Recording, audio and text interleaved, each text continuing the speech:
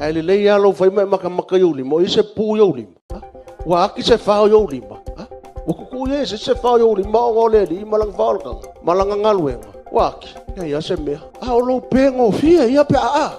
Fai le sile o lo pengo fia ia. Na kasi ala ke a fa kol ko pe. Amen.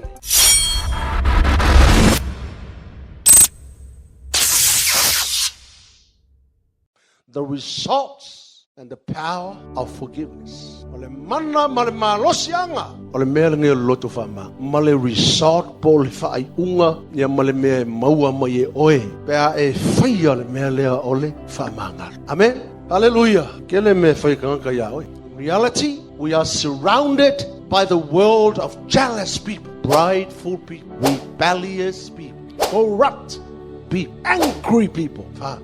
Malu fa ngalak ni, malu abso ngai me ya waku. Ya tatala lo loto malelei lo falong. Amen. Ina ya fa sa loto ina mai oile mele ole unforgiveness. You may be carrying a very painful semea makwa o nga makinga o mai le so le ke kawanga. Wa ngalo sa. Ma o foi le ke falong oi masesi e mafai ngo ile la unga o lai polonga ile mele. Se mea kinga, se mea onga.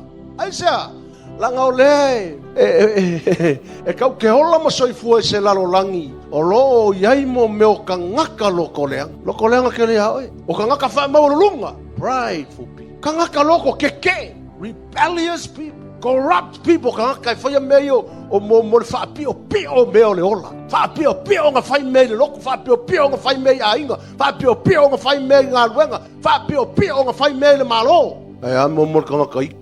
Angry people, backstabbing people, people who always murmur about you. They say negative things about you.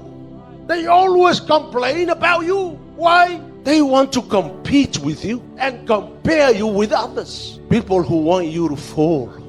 Many people around, they wish and they want you to fall. We are surrounded by that kind of world today. People who don't like you, they want to destroy you, destroy your calling, destroy your talent, destroy your family, your children, and even the church. Amen.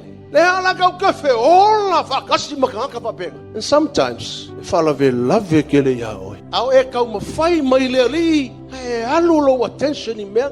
because you know there are people saying things about you.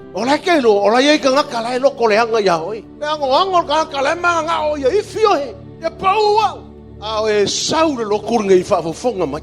Ia le leilau whaalongo le tai au. Ia ea ua e sao loko I mei. Ia auangi mai mauinga lo loko lo mawhau lo nganga ma lo tino. E ke pisia I pe koe a whainga o I mei anga lau akunge. I se tangata. E lenga o kanga kei kongor kakaulo. Ma le lalolangi ma lo wainga. Kai au nei e kilia ai. Ma whaasao loko mongi oi le mea lea. Amen. Aisia.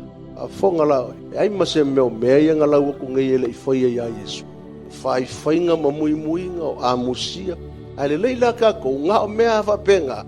Ele ia sesi wa sau po oi. Pe whiangu ia ki oi. Whai sesi wa ia sesi whapenga. Ia sesi waku pose mea whapenga. Ele ia ngā o upua makana. E kailai.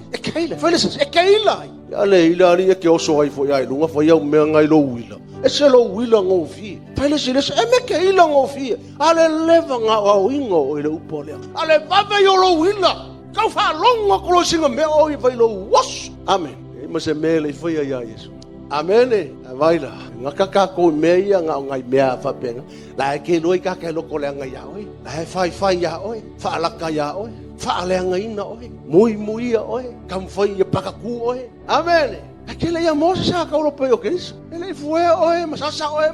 Mama, makafe ko so kingo. Amen. Le se senga le ale ngofo ia ke fa longo le. Inga ia ngofo upule lo faku malo o ngai alu lo le. Wa makala ngo kanga ia. Wa matala tala no tanga ia. Le ale kinga so lo. Amen. Le ale ngapupuka so o ala fa lo fika ngorima. Amen. And this morning, I want you to listen very carefully to the word this morning, because I want you to be free, and I want you to be saved from all these restraints that we caught.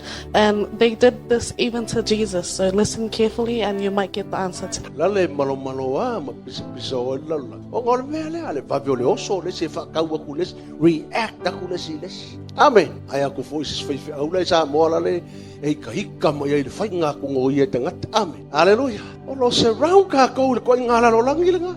Ia e malama yo le kau o le ngal mele o le malama wa fai maya ia Hosea. Halonga le kala Hosea. Wa fa uma tia lo unu.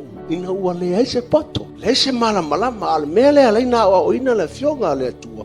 Ina ia malama le tangata o le tua. O nga e sa o loko le mai fiofia. Amen. E wa le upule fa malama fa poko inga kako. Ma fa mai na tato.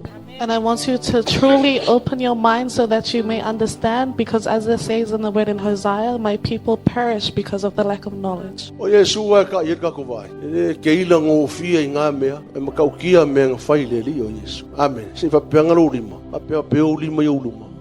Vai, e practical le la. Amen. E le ngalo fa long.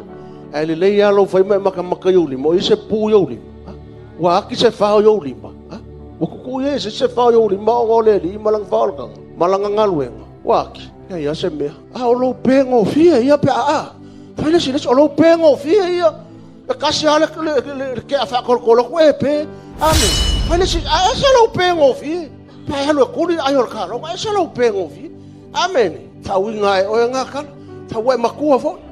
And I want you to look at your hand. Is there a scar? Is there a nail that went through? No. This is what happened to Jesus, and Jesus never gave up. So persevere on through and look to Jesus as the main example. Amen. Hallelujah.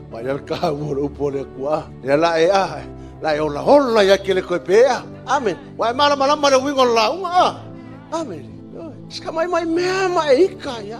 Nga ya lo loko mai ele sawa ya ile li al me fa ko ele fa ya ile ya o ai ke le sawa ile amen pai ole sa uso le si uso ko finga ole sa kaka se o kanga ka ai le ngo foi o ngol tangata aya nga maliu kanga mo nga maliu me nga ke le pengo fi ai amen ya le la wa yo lo mo fi amen karo fa le si ola fi o ko pengo fi o ska mai ke a mai pe amen.